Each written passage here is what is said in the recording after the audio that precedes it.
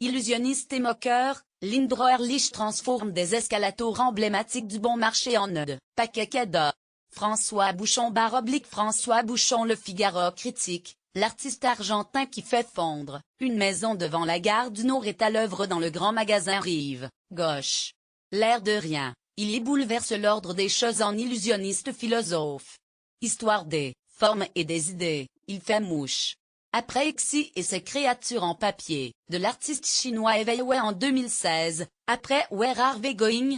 Et ses toiles blanches d'araignée par l'artiste japonaise Chiharu Shayota en 2017, voici venu le Palais des Mirages, de l'artiste argentin Lindro Ehrlich.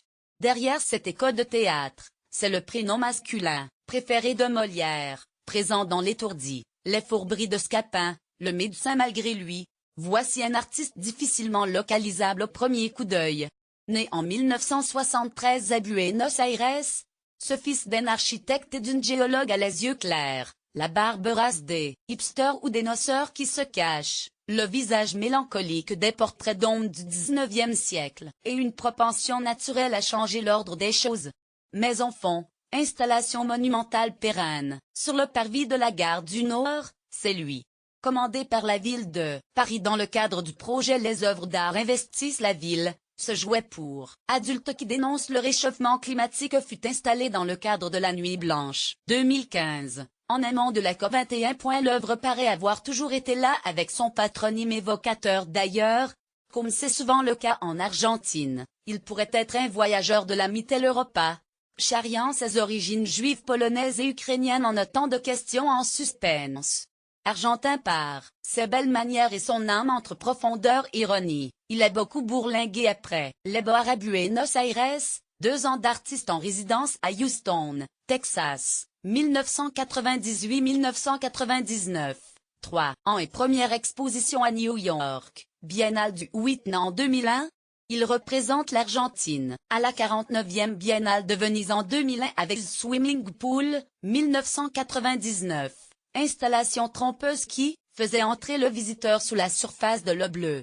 C'est tout le talent, cet artiste conceptuel que de transformer la réalité par un simple trucage, optique, architectural, parfois, juste un décalage comme un point de vue inédit ou un angle d'attaque.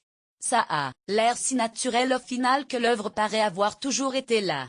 C'est exactement ce qu'il a réussi au bon marché où son enveloppe de sa boucle de paquets, cadeau l'escalator de Fonderie Poutement en 1990, créé lors de la rénovation du magasin par le groupe LVMH. Clin d'œil, il reprend le motif de carreaux blancs qui furent la signature de la grande designer. Aussitôt achevé, aussitôt vedette des réseaux sociaux par sa photogénie et son impact visuel. Ces fameux ascenseurs qui se transforment en labyrinthe sont là pour rappeler que ce lecteur de Jorge Luis Borges aime les récits dans les récits, les surprises qui inquiètent, peu à peu. Le Bon Marché, 24, rue de Sèvres, 7e. Téléphone, 01 44 39 80 00. Horaire, du lundi au mer. De 10 h à 20 h, jeu. Even. De 10 h à 20 h 45, dîmes. De 11 h à 20 h. Jusqu'au 18 février. 4. Lindro Ehrlich, The Ordinary.